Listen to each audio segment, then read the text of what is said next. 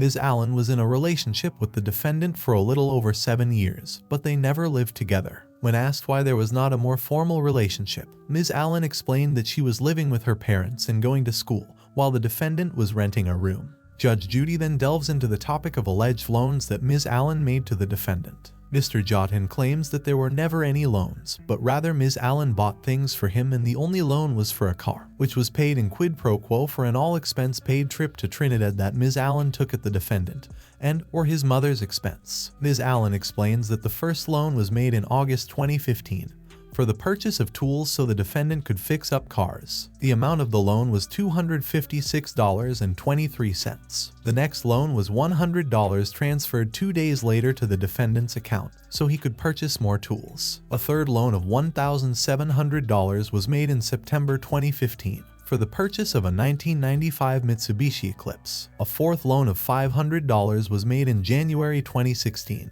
for the purchase of liquor for a trip to Trinidad.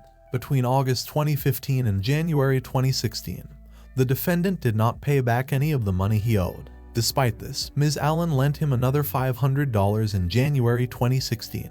Judge Judy questions the legitimacy of these loans, explaining that if it starts out as a loan, it should be memorialized as such, with a clear agreement on when and how the loan will be paid back. Judge Judy also notes that a gift does not become a loan when the relationship ends. Ms. Allen argues that they were in a relationship and that in a relationship, people help each other out. However, Judge Judy makes it clear that she does not believe that these loans were legitimate. The case revolved around the purchase of a car and the money that was involved in it. Mr. Jodhan claimed that the car was in good condition for $2,200, but Judy pointed out that she was looking at it in fair condition.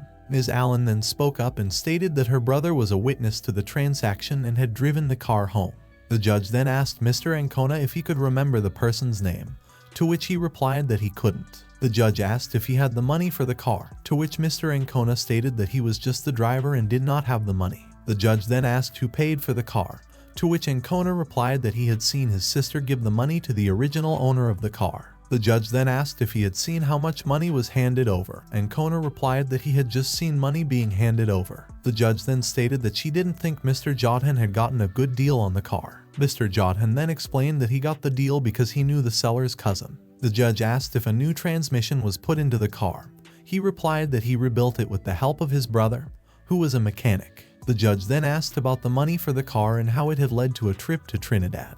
Jodhan explained that Ms. Allen had told him that he owed her the amount of the car, and that his mother was the one who paid for her ticket, which was around $700. Ms. Allen stated that she had stayed at Mr. Jodhan's mother's house in Trinidad and had no expenses. The judge then asked for Jodhan's side of the story and asked him to explain how the money for the car had led to the trip to Trinidad. Jodhan explained that his mother had asked him if he owed Ms. Allen the amount of the car, and that's how the trip to Trinidad came about. The judge then asked Mr. Jodhan to explain the exact conversation that had taken place. He had told his mother that the trip ticket to Trinidad he gifted her for her birthday was from a car loan he owed her. But, according to Ms. Allen, the trip ticket was a combination of a birthday and Christmas gift, and Jodhan still owed her more money beyond the car loan. Judge Judy listened to both parties and found that he did owe the Lady Allen money for the car loan and ruled in favor of the plaintiff for $1,700. She tried to argue that she had given him money in the past and he had not paid her back, but Judy dismissed these claims as they were not related to the current case. Jodhan claimed that he was not out of work,